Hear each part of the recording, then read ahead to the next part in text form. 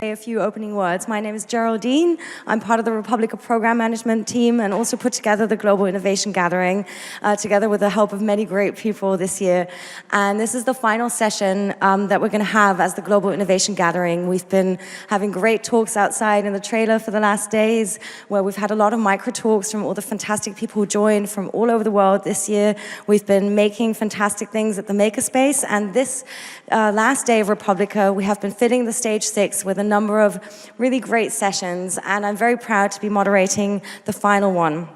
We had a session this morning already, which was also kindly co-organized by the Ministry for Economic Cooperation and Development.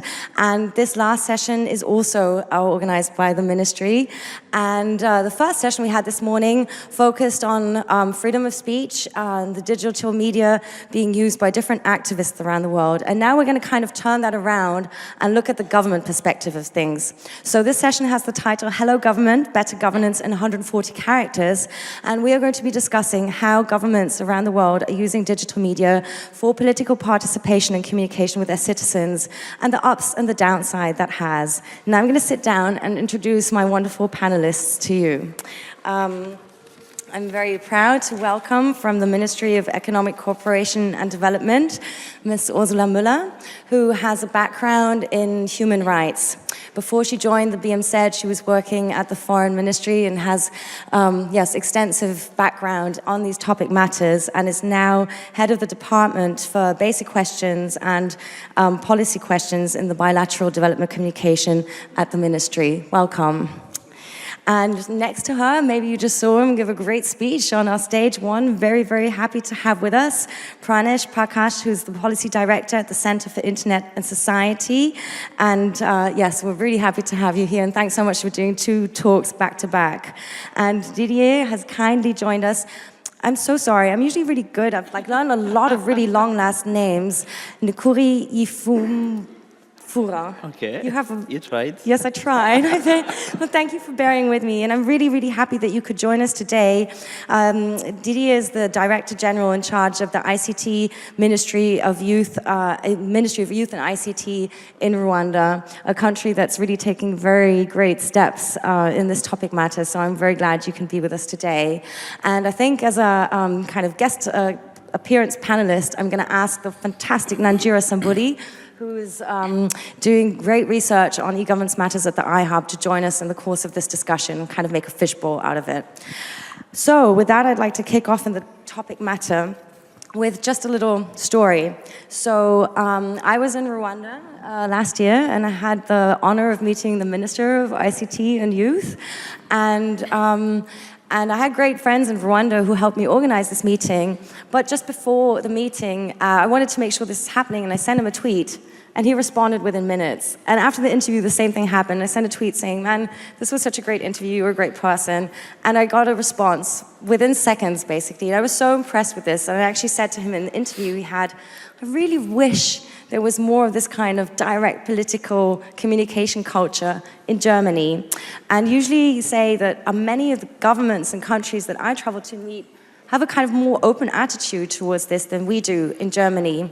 Now, yesterday, you sent a tweet to the head of the development group within the German parliament, Dagmar Wörl, who was supposed to meet this morning. And what happened next? Yeah, I forgot for a minute that I have the mic with me. Well, we just tweet in anticipation of today's meeting, and in a matter of few minutes, we got also the response from her, and I was actually very pleased to see also that the same trend which is happening in Rwanda is not only a Rwandan thing, it's happening everywhere. So I can provide a contrast if need be. Recently at the World Intellectual Property Organization, there were discussions going on about things that I follow, and I was unhappy about the position being taken by the Kenyan government, and I was having a discussion with another Kenyan scholar about it, and we tweeted at IP Kenya, and I found out within half an hour they responded to what we were saying by not only replying to us on Twitter, but by actually going to a senior official who's negotiating it at the World Intellectual Property Organization, getting her response, and pasting that on Twitter for us. And I thought that was fantastic. And by contrast, the Indian government, the responsible organizations, the responsible departments aren't even on Twitter. Well, Pranesh and Didier, I'm very honored to be here on the panel with you. And I take up our moderator's question that she would like to be more in contact with the government. And you might be surprised to learn that the Ministry of Economic Cooperation and Development has the third strongest presence of the German government. So you're welcome to follow us on YouTube, Facebook, Twitter, and Google+. And the example of Rwanda is impressive. Why each country takes its own way. Why do you think that is? I mean, please don't take this the wrong way, but you would expect ministries who are in charge, for instance, of internet questions in Germany to sort of lead the way when it comes to using these media to get into a dialogue about the things they're meant to be taking care of, like building up our infrastructure or making policy decisions about net political questions. So how come the BMZ is the strongest one in the bunch? Well, if we work together with our developing partners, we have to be a trendsetter. And I think in our cooperation with developing countries, they have to find their own ways, but we can certainly be of assistance and support their decisions. And in the new government so the agreement, inspiration from abroad is kind of bringing the ministry to the front of the political bunch. That's an interesting, interesting take. So where does the inspiration come from, Didier? Maybe you can explain to us a little bit about the political culture in Rwanda and why the government has taken such a strong stance to use specifically Twitter also to reach out to its citizens. I think from the Rwandan perspective, the leadership, the top leadership, from the very early stages, got really felt engaged and even gave the direction. If I go back the last 13 years, our leadership, that's already back in the year 2000, had already a clear understanding, a clear vision of where they want to move Rwanda. And there was a succession of investment, a succession of decision made already during that time in terms of putting the infrastructure. That's why we made most of our investment in terms of fiber optic connecting all the corners of the country, but also a strong desire to connect to the citizens. And how come Twitter? Why is the government so strong? Maybe you want to say a little bit, I learned, for instance, your health ministry has an official tweet up where they answer questions about health. There are all these stories of well, I had a problem, so I just sent the president a tweet, and then he fixed it. And it just seems a bit too good to be true. So why was specifically this social network chosen? I know it sounds too good to be true, but it is true. Starting from the example you just gave from the President of the Republic, he is among the few leaders who manage himself his own account. Normally you have politicians, most of the time they have an office in charge of communication managing the account of the president, but he's the one himself managing his account. So I've met a lot of people who just tried to tweet and then got excited because they realized actually the president replied to them directly. So this is a model of governance where government want to be a little bit more close to the citizens, listening to the citizens, and also it's the whole effort of being more transparent, more open, but also be more accountable to the constituency. So I kind of want to pick up on that because another thing that the minister said when I was interviewing him is that a tweet is it's important. It's more important maybe than a phone call or an email because it's out in the public domain, quote. That raises a critical question though, especially when we're looking at these media in developing contexts. Same, I think, though, would apply to Germany because not all people have access to these media. So where does that leave the rest of the people who are not sending tweets? How are their voices being heard? So that's, it's something that we at the Center for Internet Society, when around 3 years ago almost now, when the Indian government was developing its social media guidelines, the central government, at that point we pointed out that we have to be very careful that Twitter and social media and Facebook and all these things aren't given preference over those who are actually traveling from their villages to go see their parliamentarians, over those who are actually engaging in offline protests, because after all, only around 10% of the Indian population has internet access. Of course, that might make us, in a little bit of time, the third largest internet population in the world. Okay, but it's still not a large part of the Indian population that has good access to the internet still. And to give one concrete example that came up recently, rather than just this fear, in the US they did a big data review recently, and they found that there was this app that a municipality in the US was using to detect where there were potholes in the road. Okay, so people could download that app and the municipality would appropriately respond. Except, and this is perhaps to be expected, it was mainly richer people who were downloading those apps, people with smartphones, and what ended up happening was that the resources of the government were being diverted to the elite rather than being spent as it otherwise was. So that's an important concern that we have to keep in mind while encouraging accountability and direct communication, etc. I would be interested on your take on this too, the question of the digital divide, when it comes to designing partnership programs with other governments, but also how you think that applies to the German context. Well, ICT has a great potential for good governance, but I agree with you that there is a danger of an increased imbalance between those who have access and those who don't have access. And to be connected is one thing, but to be capable of using social media is another. So capacity building, I think, is at hand. You have to take into consideration local communication and consumption habits and the cultural context, the societal context. Of course, there is in some rural areas, maybe there is a high density of cell phones, and you can send an SMS, there is a pothole, and maybe it is fixed, but the tool itself, I mean, the social media is just a tool. It's neither good nor bad, but it still depends on decisions that are taken after the message is sent on whichever way to the decision maker. I would like maybe to add a little bit on the Rwandan context again. Not everyone has a smartphone in Rwanda. We have people who have very basic phones. They can only send text. So on case by case, and depending on the level of penetration of ICT, the level of literacy, there's always a way, if when there is political will, to actually engage with the constituents. For our case, for example, we have one day by the Constitution where the president, with the parliament and the leaders, engage with the citizen for 2 days.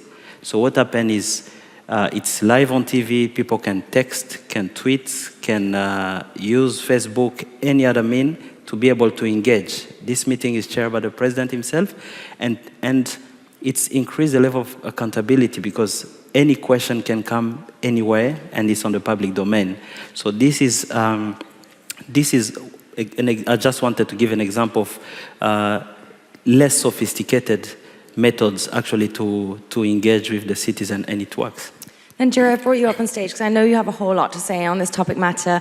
And in our pre-discussion, I picked up this example from Kenya, which I read about late last year. You had its ongoing process of land reform in Kenya.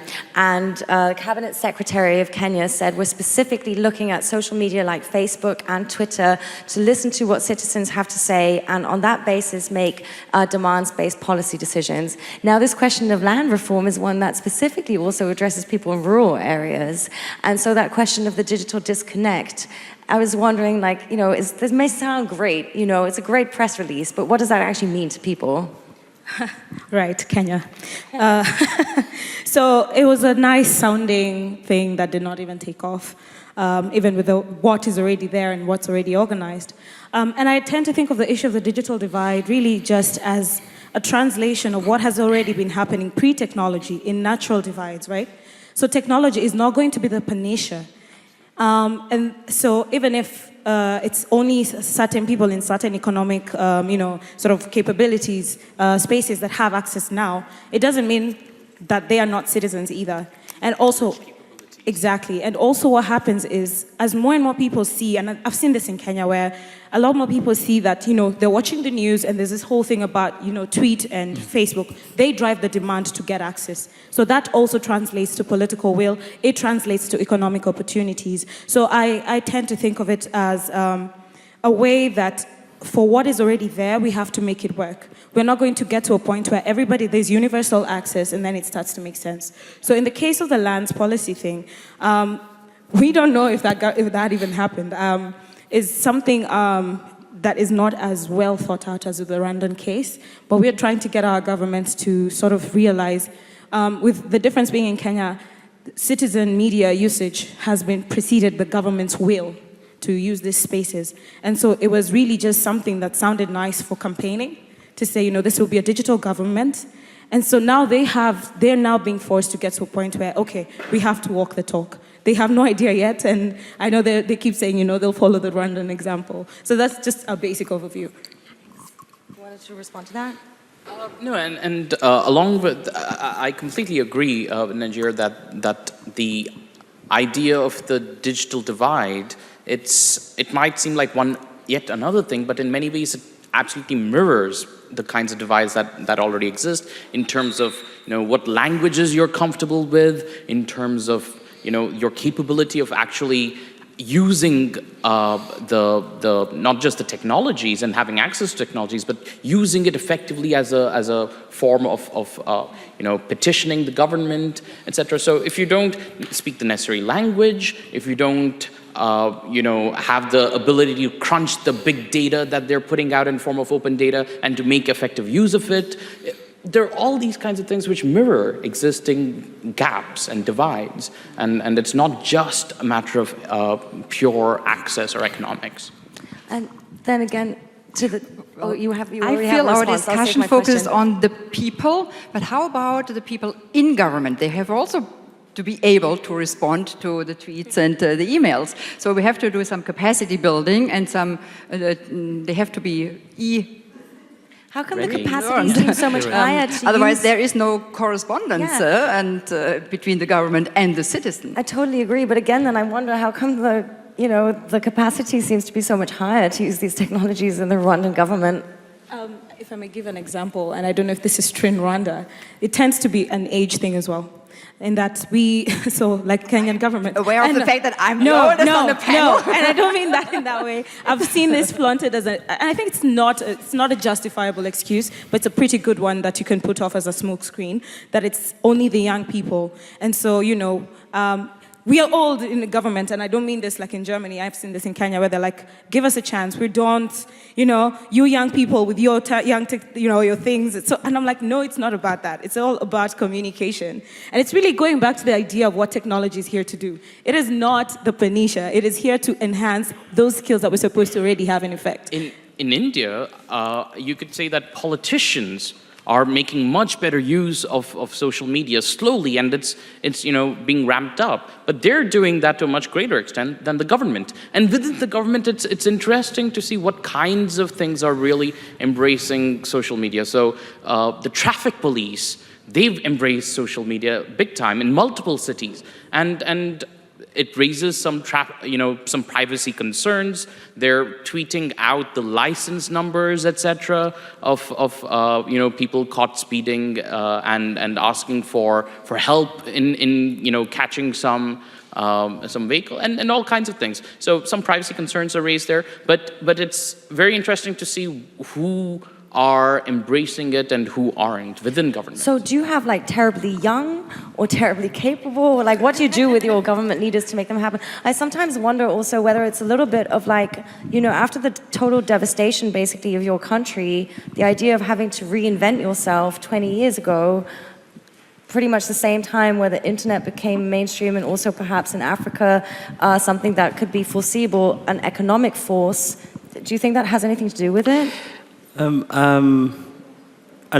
It's actually a mix of several things. I mentioned initially, first of all, this strong political will to be meaningful, not only to, you know, not only become a leader and forget this contact with the people. In fact, from the very beginning, Rwanda has always, after the 1994 genocide, our leaders have always tried to be as much as possible close to the citizen. That's quite normal, especially after what happened in 1994. But also, it's all technology. Any new technology, there's always that fear. And the more, of course, you grow, the more you are more fearful to embrace technology. I think it's being bold, it's about leadership, it's about leading by example. Once, for example, the president started tweeting himself, well, the prime minister realized that he has to tweet. The ministers started to tweet. The police, So it's leading by example. It's actually leading by example. Yeah. I have a question for the other panelists, which is, when I look at how people are interacting with those in power, whether it's the government, you know, departments and officials or politicians, a lot of the comments they get are venomous, hateful, are not constructive in the least. Okay, and it's not as though these people are in a position to just keep blocking everyone who they don't want, because they have to take inputs from everyone, right? So how can we expect governments to you know, negotiate the space where it's not polite conversation, it's not a space where people raise their hands and are called and engage in meaningful discussion necessarily? What are governments to do? What do you do with your Rwandan trolls? I think that's where actually freedom of expression is. You will not always have necessarily very good or encouraging conversation. They are good. It's actually just a translation of how this world is. So everyone is free to express what he thinks.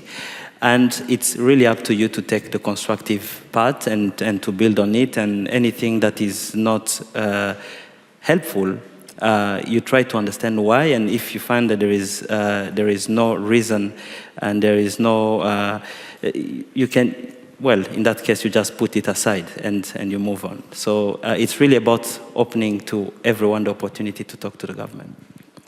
Actually, you are posing the question, what government does a digital society need?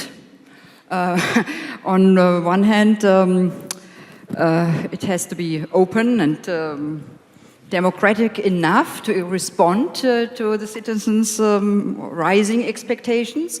But on the other hand, it has to be strong enough to protect the people against abuse. So I think this is a balance that has to be stricken, whatever. English is not my native language. That's why it's also important that in the countries themselves there is some sort of a system in place, a judiciary system that sort of sets the frame to operate. I'm very glad we've transitioned a little bit, and this has been very good. You've already, touched on the topic of freedom. So I want to pick up on some of the topics that were raised in the panel that we had discussing that question. And so maybe just start with a Kenyan example on that. When I was in Kenya last, which is, of course, one of the examples people uphold for being a strong democracy in East Africa, despite what happened in the 2007-2008 elections, last elections, maybe you can tell that funny Tory story too. When the world was watching for violence to break out again, like, oh, is it going to happen? Everything went really, really well. However, there seems to be a lot of restrictions from the government when it comes to freedom of speech in many ways. And when I was there, a law was just passed where you told me it was actually passed by Parliament too, which is, for instance, restricting press freedom and the way that journalists, like really cracking down on journalists and making them personally liable for things that they wrote. So there's a bit of a ambivalence or dichotomy, perhaps, or how these social media and other digital technologies are being pushed to be used for like people speaking out and sharing their voice, and then cracking down on that with policy on the other hand.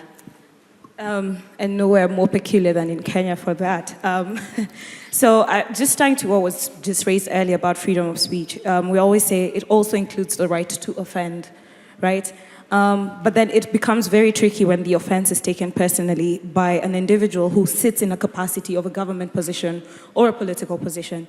And in a place like Kenya, it's a democracy pretty much in transition. There's a lot of pressure to flaunt it as this democracy that is strong, which is not entirely true. It's really a country that has just passed a constitution that, yes, has a Bill of Rights, but it's not been exercised yet. So you find spaces like social media are actually helping in sort of like testing out that space. But what's really interesting is as well, as governments and, as people attack governments, service providers and whatnot, there's over time a mechanism of self-regulation so that we have to finally move from just making noise to collectively organizing our voices towards something. So I think, just to pick up on that point, I think the issue of trolls and the issue of freedom of speech is, they sometimes they overlap, but sometimes they're also orthogonal. So on the point of freedom of expression, in India, I think India presents a very interesting case study.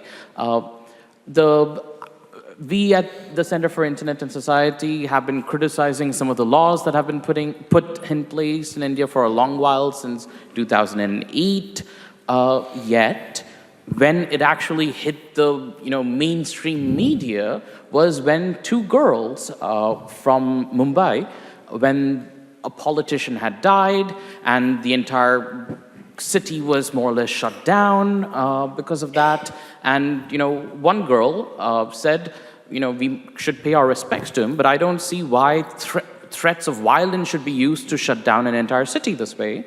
And another girl, her friend, and both of them teenagers, liked that comment. And that became a criminal case. They were arrested, okay, and there was a national outcry about this.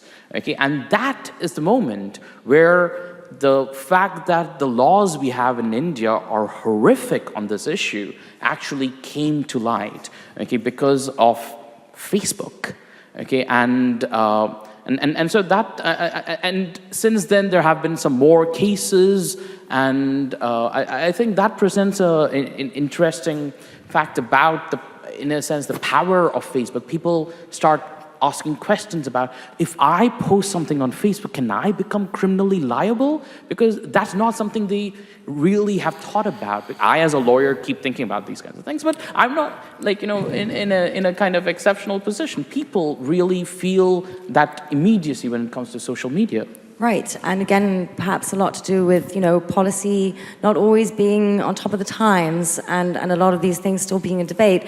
But whilst we're on the topic of free speech and, where does the right to hear the other opinion end, I want to bring up a specific kind of point about internet censorship, because I think it's quite an interesting round of nationalities that we have gathered on the panel to speak about this. Now, I sometimes get stick from friends from America that say here in Germany, their number one value, freedom of speech, is really not something that we consider quite so highly, but the right of the safety and the dignity of the individual person in Germany is rated higher.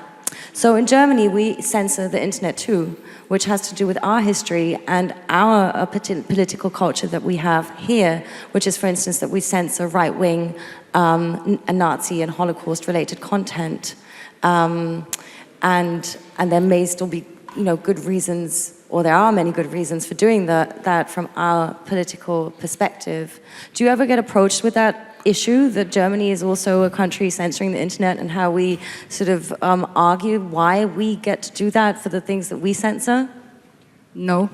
Oh, okay. I mean, there might be historical and cultural sensitivities in the different countries, but I personally was never approached with the question why you don't tolerate Nazi propaganda. I would be interested to ask you the same question. Rwanda also censors the internet if you want. If you read the Internet Freedom House report, it becomes quite clear, though, what kind of content you censor, which is content related to the genocide. Do you ever get asked that question, why Rwanda censors the internet? Personally, no, but here maybe I can talk as a citizen of Rwanda. We have quite a particular context. What happened to Rwanda was it's still very fresh in the life of people. 20 years ago, we had one of the worst genocide that happened in the world, and it's affected the whole tissue of the society that needed to be rebuilt from scratch. And our leaders invested a lot into reconciliation and unity, and it's a building process. We have people who still have the scars of the genocide. You can see that they live with it. Those are people who had families completely wiped out, and I think our constitution is very straightforward in terms of freedom of speech and freedom of association and freedom of information.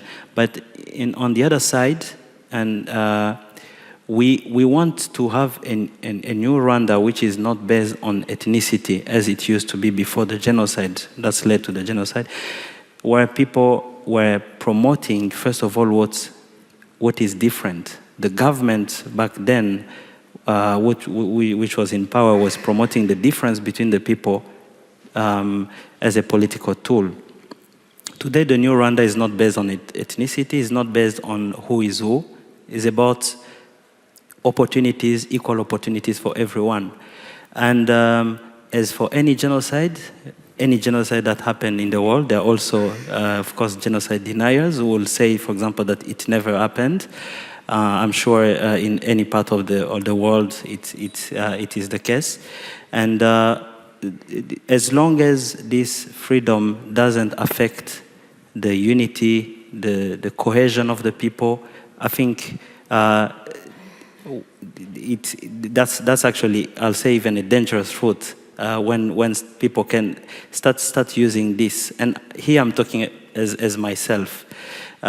The unity for us is more important than actually the differences. So that's why, for instance, content that is very critical, oppositional, which goes against the current policies of the government on this specific topic matter, or that you said, like genocide denying content, is censored. Absolutely. Well, I'll say it's not available or it's not approved, but I'm not talking about any opposition. Opposition against the government in terms of different policies. But, for example, when you take, for example, genocide ideology or denying the genocide, that's really something that's even for citizens, not only the government. So the way you phrase it, it's totally comparable to the situation that we have in Germany. However, I sometimes feel that this is sort of judged with two measures. You know, Western countries get to, do that and get away, and a country like Rwanda would be very publicly criticized for it. I think there's a great deal of hypocrisy in reports like the Freedom House report.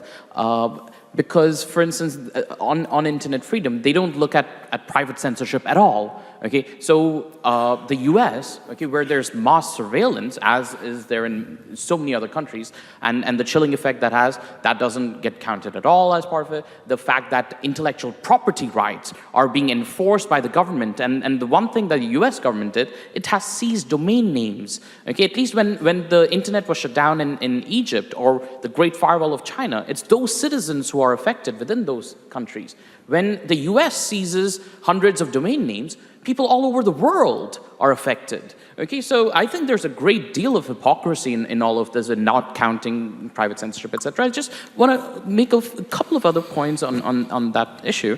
One is, I think the governments, that there is a difference between political censorship by governments, things that are written down in laws, and things that are not societally acceptable. I don't think there should be, there needs to be a one-to-one matching between these two. Okay, I think that some things might be legal even while being completely unacceptable in society, and when someone says it, everyone in society says that is completely unacceptable. We shouldn't be giving those people airtime on national media, etc. Okay, so that is one way of going about this, nudging by the government. And governments, I think, should nudge people in the right direction, not necessarily restrict people's ability to do things, but nudge them. Okay, and the second point is something I've forgotten and we'll come back to later. There's like that judging with two different measures, like upholding ourselves as sort of the apostles of democratic values and then looking very critically at partner countries. Do you think that is something that you feel in your work at the ministry, maybe not specifically that the ministry does this, but that you witness other government entities sort of taking that hypocritical position? I think we should not treat digital media as an end in itself. It's a technical tool, and digital freedom is a variant of free expression. Digital participation is a variant of democracy. And these are political questions. So whether you label something hypocritical, I think this is a judgment. Being trained as a German diplomat, I would not sort of continue the discussion on that level with labeling it. Certainly, we have to walk fine lines between a censorship and a control, but certainly we all have a feeling what's right and what's I just sometimes not feel be like just blown out. You're right. I don't want to. But I sometimes feel like there's a lot of scapegoating. It's like, the Americans, they survey, boo. Everybody else is surveying too. Maybe on different scales. But it's very easy to point the finger sometimes, sort of rather than looking inward at your own policy decisions. Well, I see that all the time in India, for instance, where the bogey, for instance, of those American corporations like Facebook and Google and Twitter, they have different values, okay? They aren't respecting our cultural sensitivity, and they aren't, for instance, engaging in the kind of censorship the government wants them to, okay? It's brought up, okay? And I think what isn't done is that whether these differences in value actually exist isn't actually gone into in detail. So there are some culturally specific things. One example would be female fetuses are often aborted in India, okay? And we have regulations on advertising relating to that. I know in Brazil and in India we have regulations about around political content around election time, okay? And those kinds of things, I think there isn't those can be regulated. I agree completely, but it becomes a bogey very often in saying that they aren't, somehow American free speech doesn't apply here. Right. America has obscenity laws as well. America has all the same problems that other people do too. Election time, that's a great up-in point. I'd like to get to maybe toward the end of the session, some positive examples of how to deal with these things.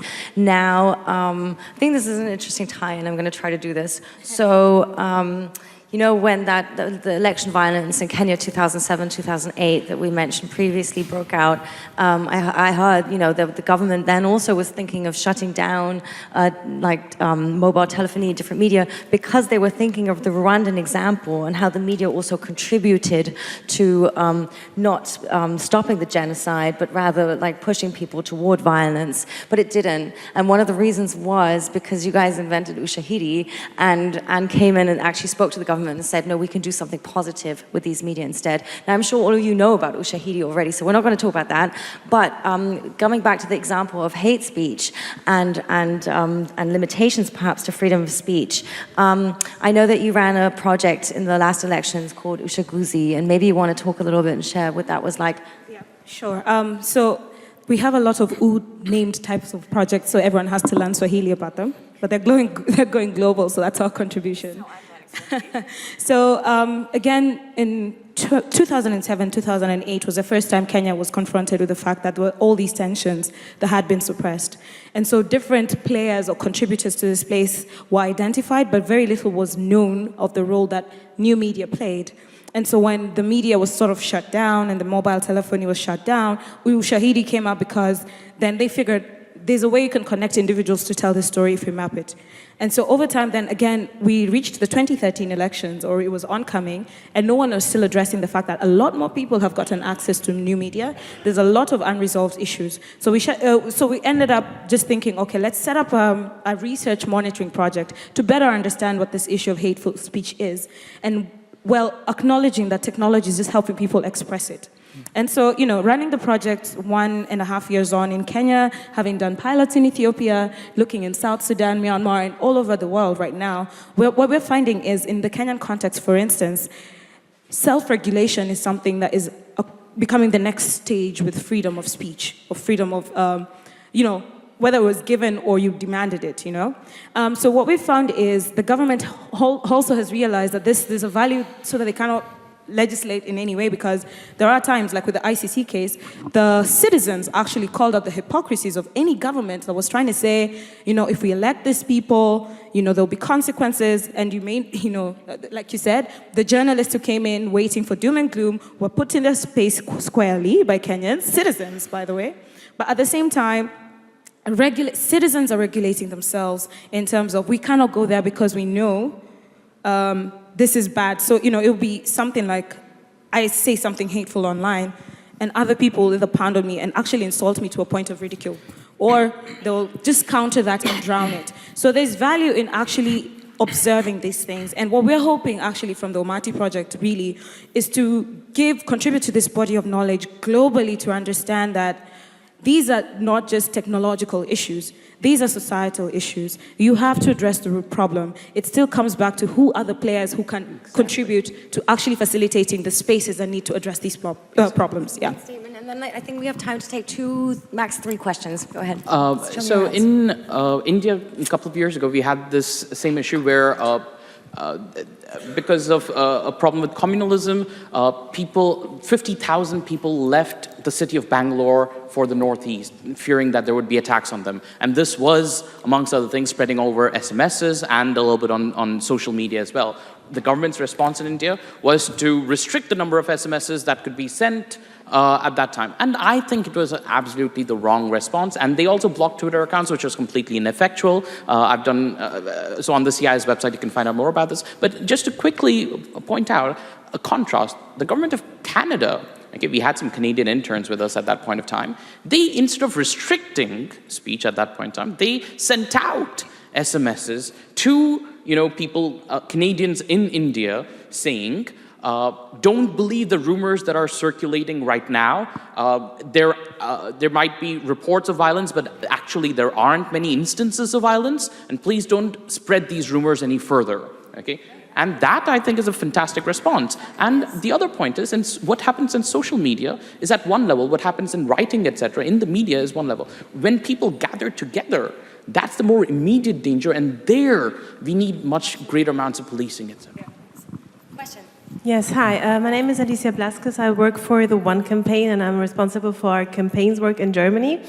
And thank you for this really interesting panel and discussion. And as Twitter is a really important tool for us to communicate about our work, but also to ask questions to the government and different ministries, the development ministry in Germany, but also other ministries. And very often we don't get any response, even when our members tweet at the German ministries, also development ministry. And it's really interesting for me to see that in the developing countries, the so-called, it seems that there is much more progress, and it's less a question, more an encouragement to the German government and the development ministry to see whether there is something that you can learn and adapt from our partner countries in Africa and other developing countries, because very often when I look at the Twitter feeds of the ministries, it looks like it's rather tweeting out press releases, but not really responding to the citizens. And I think it's a really huge opportunity for citizens to understand the value of development politics, but also for you to explain better the politics you're doing. So an encouragement from my end. Thank you. Let's have a second.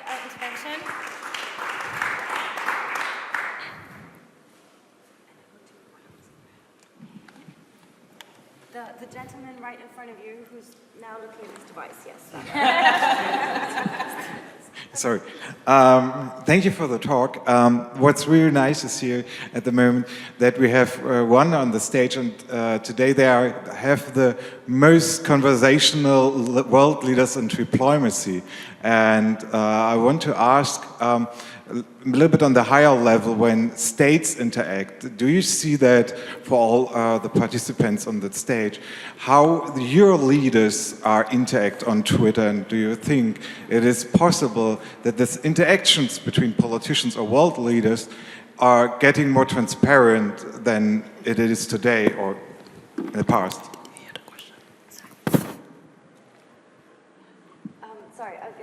So are you asking like if Paul Kagame is DMing with Angela Merkel as we're on the panel right now?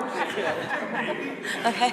How do leaders like interact via social media? So not just politicians or government with their citizens, but like leaders amongst each other. Should we? Well, if I really take the Rwandan case, it's the same way. It's not only the same way they engage with citizens. For a variety of issues, both local and global. That's exactly the same way they engage with others. So they're able actually to discuss and to touch a variety of issues online using social media. What is it like in the ministry? Like, do you use social media actively within the ministry, or also with other government ministries, or also with other ministries of partner countries that you're perhaps collaborating with to communicate? Well, that might be an idea, but thank you very much for the constructive criticism. There's always room for improvement, and certainly we can learn from our partner countries, and they can learn from us. Yes, it's a mutual thing. Pranesh?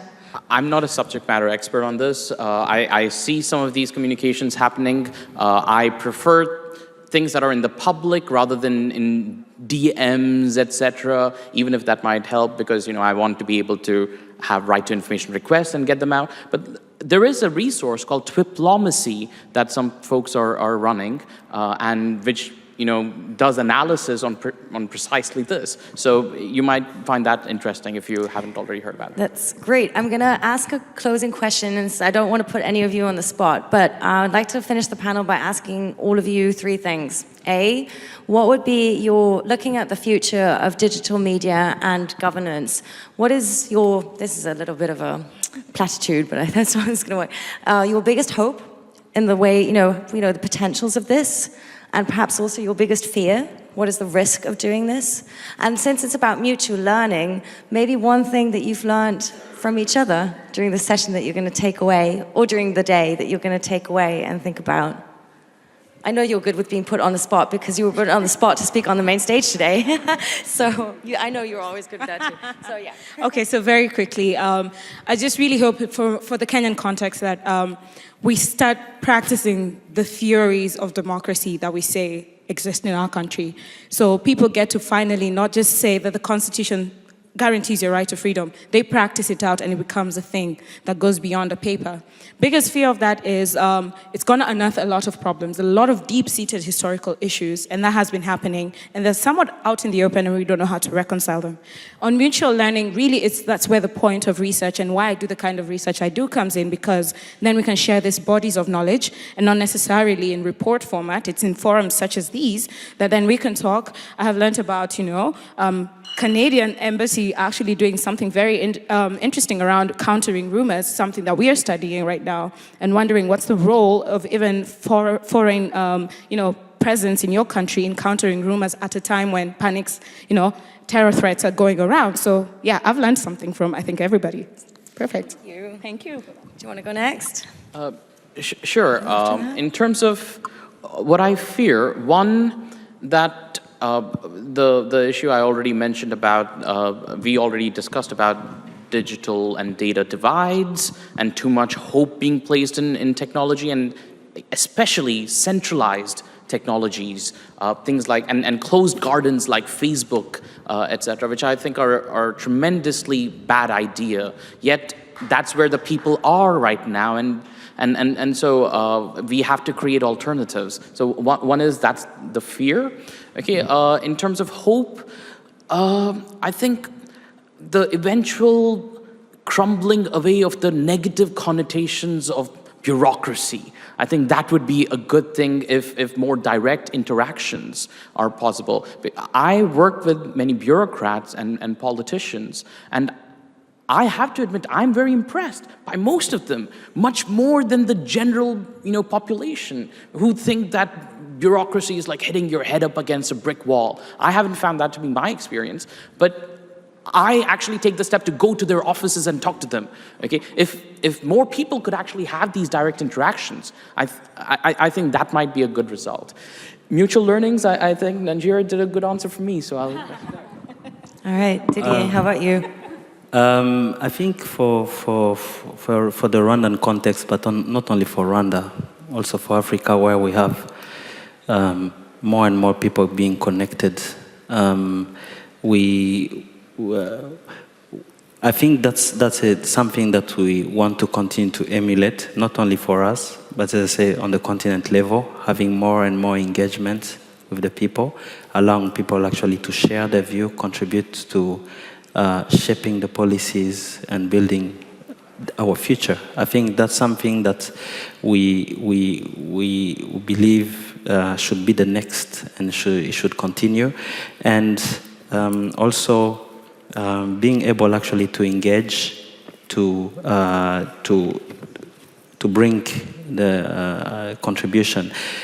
So we also learning. It's not that we've got somewhere where we cannot learn. We're still learning also from other countries about always improving governance. So I think digital media will really continue to be a tool. I'd actually like to just pay a compliment to the Rwandese government as a leader in this space, that you're setting an example. So it's almost like the world is also watching. So. What is my hope for the digital future of governments? I wish that governments become more accountable and enhance democratic participation and become faster. And what I've learned from this panel is that with my sister from Kenya, I can talk Kiswahili. Beautiful. All right, everybody, I think that's a wrap for this panel. Could I get a big round of applause for this great round of speakers? Okay, thank you so much. Before I let you go, I just want to make a couple of announcements. And I mean, you're free to go, but you're free to keep company on stage too, so it's nicer when you're not alone. First of all, I'd like you to give a really big shout out to our fantastic Nigeria, who did such a great job moderating the stage today. You're awesome. So as I said earlier, this was the last session of this year's Global Innovation Gathering, and I just really want to say a very sincere thank you to all the people who made this possible. First of all, I'd really like to say thank you to our enablers, the GIZ and BMZ, for being such great supporters and making this happen. I would specifically like to thank that man right there, Christian Melin, for being just the best person to work with, and Sebastian Herold, and his entire team. Everybody sitting here, Jill, thank you, you were amazing. Of course, thank you also to Herr Fischer, who's in the front row there, and his team from BMZ. And thank you to our partners who made this happen. And this is quite, I'm gonna walk over here. We printed this little logo. It's gonna make my life easier. I wanna say a big thank you to AfriLabs for joining us with their entire network. I wanna say thank you to Founderbus. I want to say thank you to Africa Hack Trip, amazing. And I want to say thank you to the AfriMakers team and Ice Powerhouse. AfriMakers team rocked the Innovation Makerspace this year. All great people. And I really hope I haven't forgotten anyone. I want to thank all of our fantastic participants. You are such great people. Throughout the whole last week, whenever there was a problem or an issue, somebody already fixed it before I even had time to take care of it. Amazing. Give yourselves a big round of applause. And I want to thank the two people without whom I could have never done any of this. So thank you, Gary, and thank you, Max. You are just the best. And with that, I would like to ask you all to join us now for our closing session of Republica 2014. I really hope to see you all back for Republica 2015, and I also really hope that we get to do a global innovation gathering of Republica 2015 next year. And yeah, I think that's a wrap. Thank you.